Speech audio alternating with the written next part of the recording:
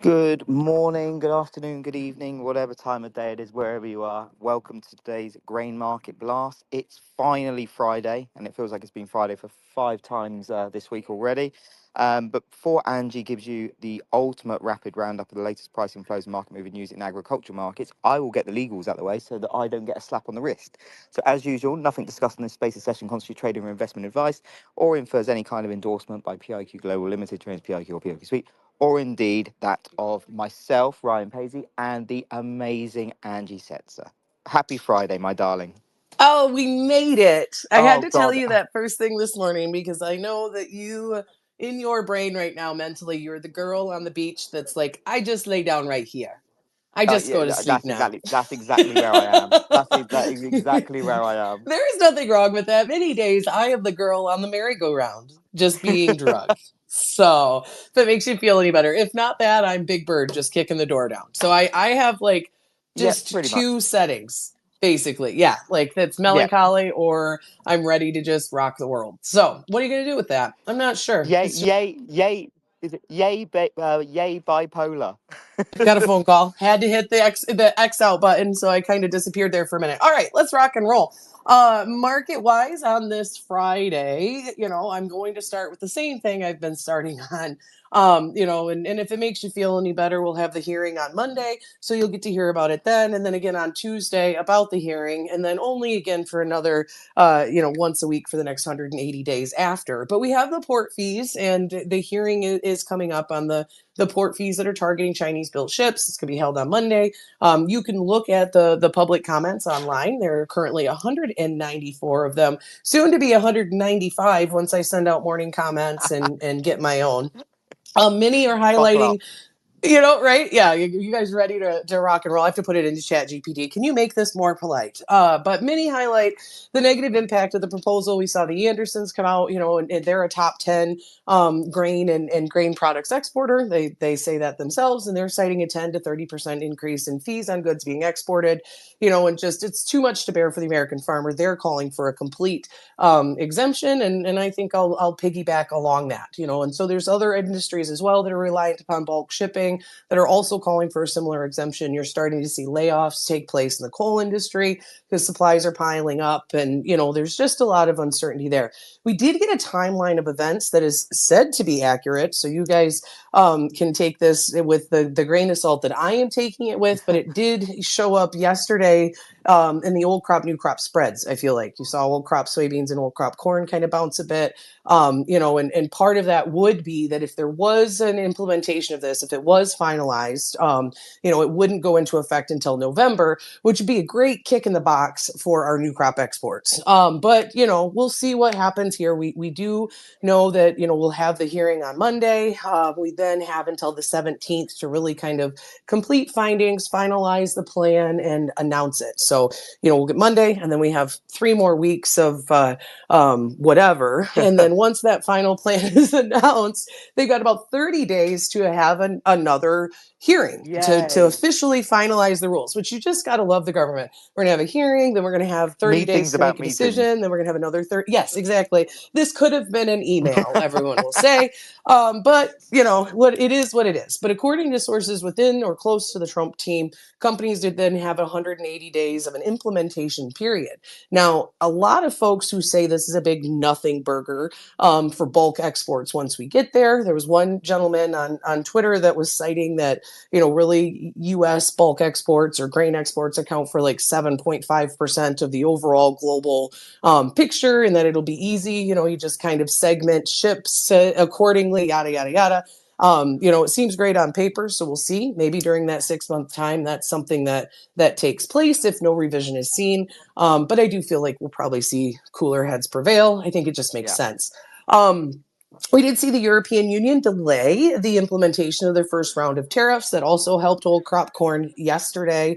We had thought that they were going to start on April 1st. One of the items targeted with their April 1st tariffs, which were just, a resurgence or a reintroduction of the tariffs that they had put on after the initial steel and aluminum tariffs Trump had put on in 18.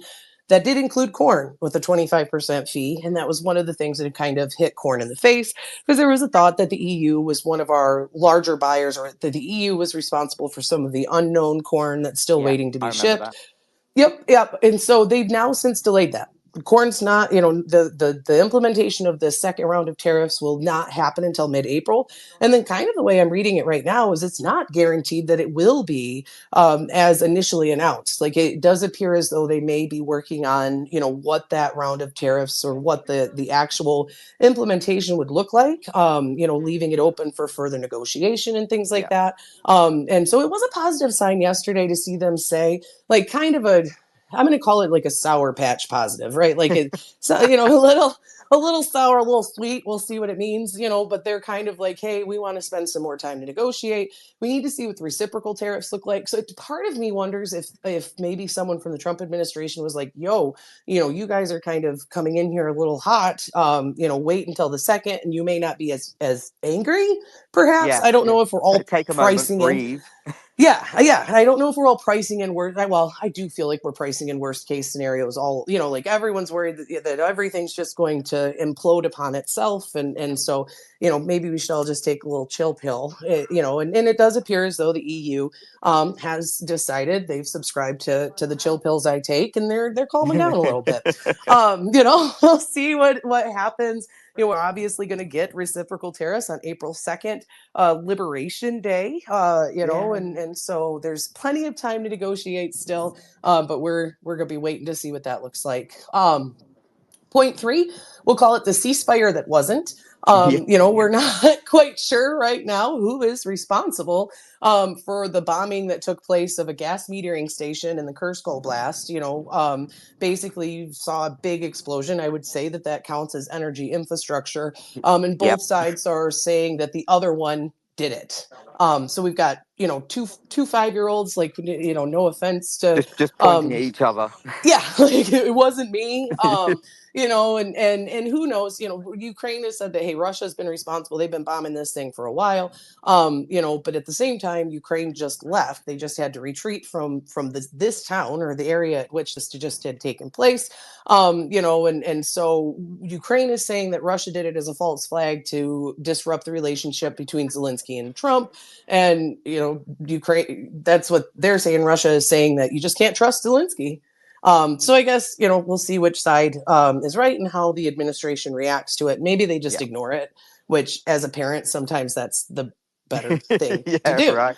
I really don't care who drew on the dog. Just stop drawing on the damn dog.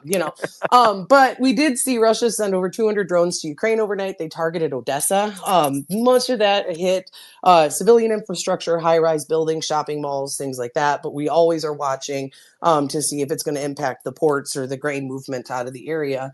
And so we're going to see some more conversation, more high-level delegations. We had seen Zaza, whatever. I Zaza. can spell it for you better than I can say it. And that's because I just MISSIPPI it, basically. But at this point in time, there is some conversation about the U.S. coming in and taking ownership of that, or at least Trump has said that. Zelensky's like, we didn't talk about that. That's not on that's no. So we'll see how that develops and what that all means. And then just your little potpourri, and I'll be done for the day and the week. Not Yeah. with my regular job, but this fun fest that we have. I love this, by the way. So do Anyway, I.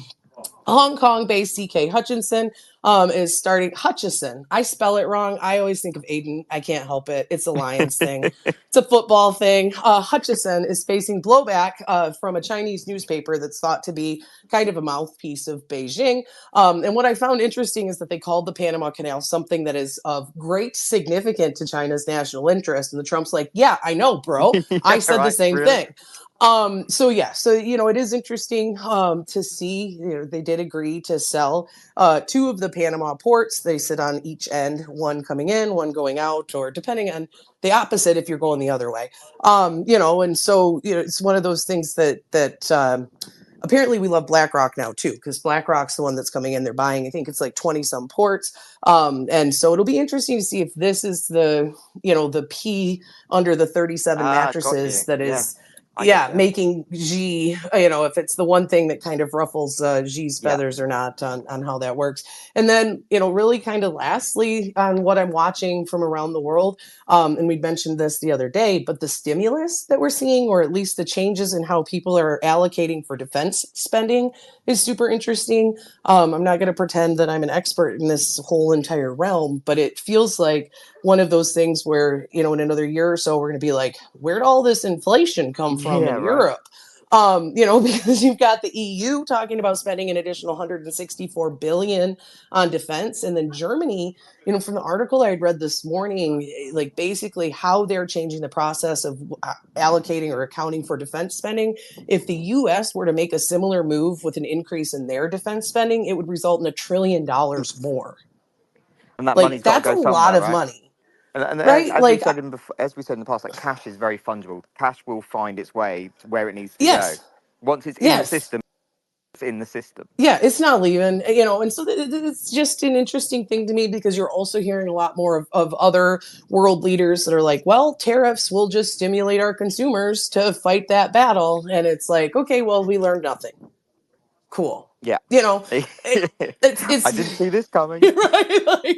Like, I know I am not a smart human, but I can at least know how to, put two and two together and it equals four. And we keep trying to say it's five. But yeah, Yeah. so it will just kind of continue to watch. There's a lot of stuff happening, a lot of uncertainty, which is, I love for people who feel certain about what's going to take place. I'm jealous of that, Yeah. because Good luck. I just live in this realm of what the heck's going to happen next. And so we'll look to this afternoon's commitment of traders report. We did see more speculators selling in last week's numbers than what we had thought.